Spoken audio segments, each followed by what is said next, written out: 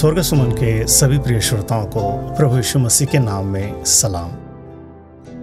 प्रिय श्रोताओं, फिर से एक बार प्रभु की महान उपस्थिति में हम सबों को एक दूसरों को मिलकर प्रभु की स्तुति आराधना करने का एक सुंदर समय प्रभु ने हमें दिया।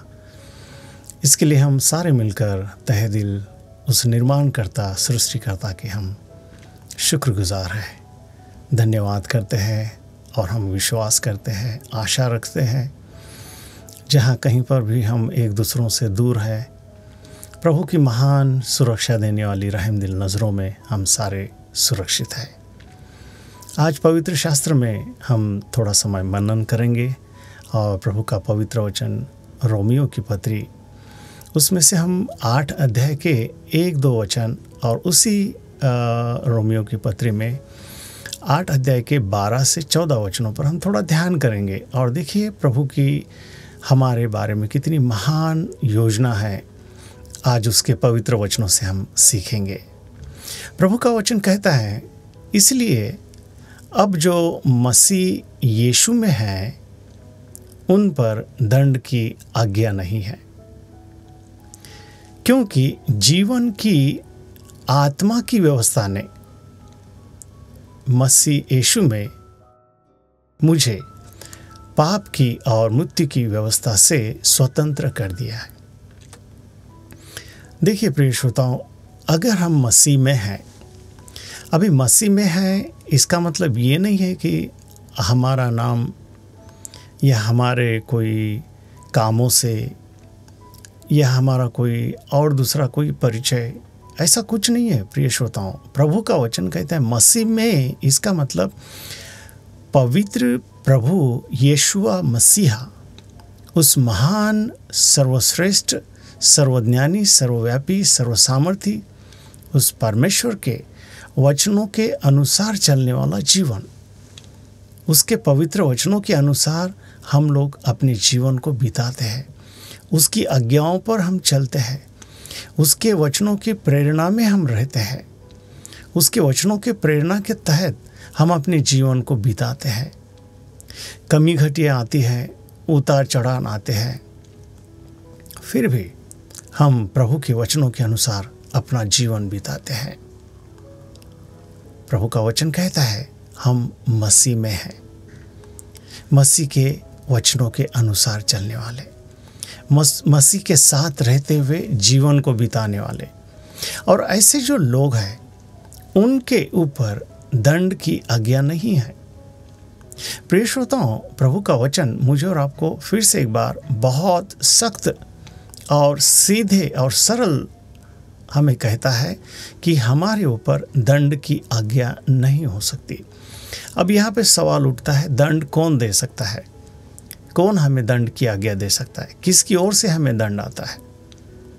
देखिए, हमारा शरीर, जब हम गलत मार्गों में, गलत रास्ते में प्रभु के पवित्र वचनों को छोड़कर अगर दूसरे रास्ते में चलने लगते हैं, गलत रास्तों को अपना लेते हैं, हमारे शरीरों को यातना, वेदना, परेशानियां का सामना करना पड़ेगा। यही है वो दंड की आज्ञा है, यही है वो दंड जो हम अपने शरीरों में अनुभव करने लगते हैं। कारण क्या था? क्योंकि हम परमेश्वर के पवित्र वचनों के अनुसार नहीं चलते हैं, परमेश्वर के पवित्र वचनों के अनुसार अपना जीवन नहीं बिताते हैं। प्रभु का कलाम, पवित्र कलाम, ताया हुआ कलाम जो हमें सीधे मार्ग में चलाता है, पवित्रता की बातों को हमें सिखाता है, अशुद्धता और जो लुचपन और जो गलत बातें वो नहीं सिखाता। पवित्र वचन हमें पवित्र बातों को सिखाता है, प्रभु के रास्तबाजी को सिखाता है, प्रभु के स्वभाव में हमें लेकर चलता है। मगर जब हम अपनी मनमानी चलने लगते हैं तो प्रिय श्रोताओं, हम दंड के आज्ञा का सामना करते हैं, दंड की आज्ञाओं को हम अपना लेते हैं, दंड की आज्ञा यानी यातनाओं को हम भोगने लगते हैं। प्रिय श्रोताओं, आगे लिखा है, क्योंकि जीवन की आत्मा की व्यवस्था ने, हाँ यहाँ पे वो वचन आया है, जीवन की आत्मा की व्यवस्था कहाँ पे है? वो जीवन की आत्मा की व्यवस्था, जीवन का जो आत्मा है उस आत्मा की व्यवस्था कहाँ पर है? पवित्र शास्त्र में है। और उस पवित्र शास्त्र के अनुसार जब हम चलने लगते हैं तो हम जीवन की आत्मा की जो व्यवस्था है उसमें हम आनंद मनाते हैं। मगर अगर हम प्रभु के वचनों को छोड़कर चलते हैं तो दूसरा एक व्यवस्था है, और वो है पाप की जो सज़ा यानी मृत्यु। वो व्यवस्था निश्चय है। अगर हम पाप करेंगे तो प्रभु का वचन कहता है मृत्यु अटल है। पाप करते हैं तो उसकी सज़ा मौत है। मगर वचन हमें सख्त सीधा सिखाता है कि जीवन की आत्मा की व्यवस्था ने यानी प्रभु के वचनों ने हमें मसीह यीशु में पाप की और मृत्यु की व्यवस्था से स्वतंत्र कर दिया है। हम प्रभु को धन्यवाद देते प्रिय श्रोताओं। प्रभु का वचन हमें स्वतंत्र करता है। बाइबल में लिखा है, खुद यीशु मसीह कहते हुए कि तुम सत्य को जानोगे, सत्य तुम्हें स्वतंत्र करेगा। कहाँ है सत्य? सत्य कहाँ है? सत्य पवित्र वचन है। मार्ग, सच्चाई और जीवन मैं ही हूँ ऐसा कहने वाला केवल प्रभु यीशुआ मसीहा ही है।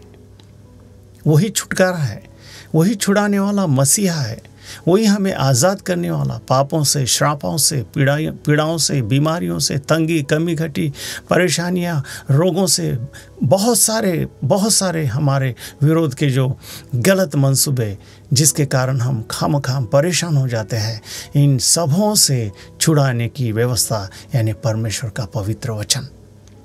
और इस पवित्र वचनों के अनुसार हम जब चलने लगते हैं तो प्रिय श्रोताओं हम स्वतंत्र हो जाते हैं। बाइबल में लिखा है आगे, अगर हम वही रोमियो की पत्री में 8वें अध्याय के 12 से 14 में अगर पढ़ते तो वहाँ पे लिखा है कि हे भाइयों, हम शरीर के कर्जदार नहीं हैं। हाँ, शरीर ही हमें चलाए, शरीर के अनुसार ही हम चलते रहे, शरीर की ही हुकूमत हम पर चलेगी, ऐसे नहीं है। हम शरीर को भी कूद सकते हैं, शरीर को भी हम काबू में रख सकते हैं, मगर वो व्यवस्था कौन सी है? बाइबल में लिखा है कि शरीर के अनुसार हम दिन नहीं काटेंगे, क्योंकि यदि तुम शरीर के अनुसार दिन काटोगे तो लिखा है कि तुम अवश्य मरोगे।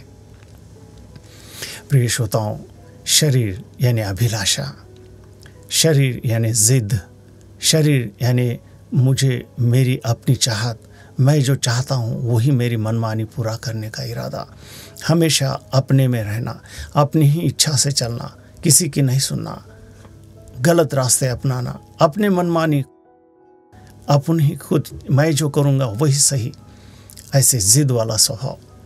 और प्रिय श्रोताओं, अगर हम किसी की अगुवाई नहीं चाहते तो हम परमेश्वर की अगुवाई को भी हमसे दूर कर देते हैं, क्योंकि हम अपने शरीर में अपने मनमानी, अपने इरादों पर चलने लगते हैं। प्रभु का वचन कहता है तुम शरीर के अनुसार दिन काटोगे तो अवश्य मरोगे। यदि आत्मा से देह की क्रियाओं को मारोगे तो तुम जीवित रहोगे। प्रभु को धन्यवाद देते प्रिय श्रोताओं। आत्मा से देह की क्रियाओं को मारोगे, ये आत्मा यानी परमेश्वर का वचन।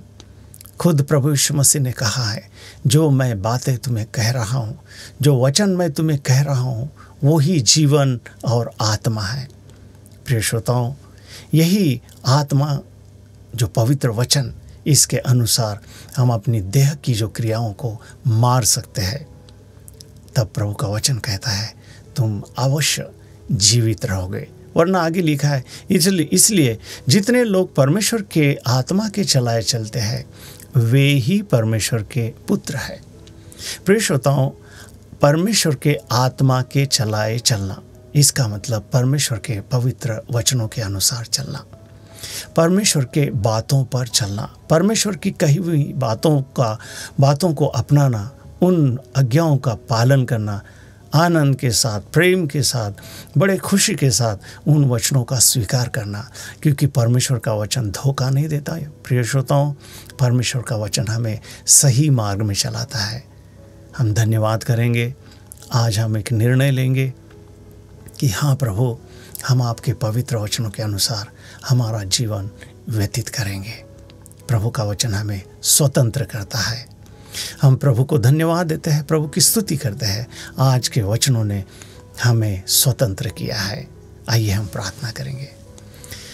प्रभु, हम धन्यवाद करते हैं आज के पवित्र वचनों के द्वारा हम शांति और समाधान को महसूस कर रहे हैं, क्योंकि पवित्र वचन हमें आज़ाद करता है, पवित्र वचन हमें छुटकारा देता है, बंध मुक्त हो जाते हैं।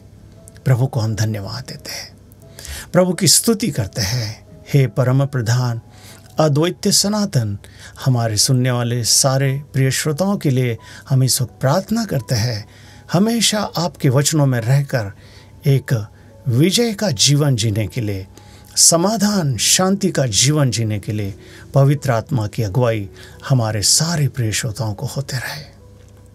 सारे परिवार प्रभु के पवित्र सामर्थ्य नाम में हमेशा छुटकारा पाते रहे। प्रभु का वचन हमेशा प्रभु की रास्तबाजी में, प्रभु की पवित्रता में चलने के लिए हमारी सहायता करे। धन्यवाद करते हैं और इस प्रार्थना में आज के वचनों के द्वारा हमने जो मांगा है वो हमें मिल गया है। प्रभु यीशु मसीहा के नाम में आमीन, आमीन।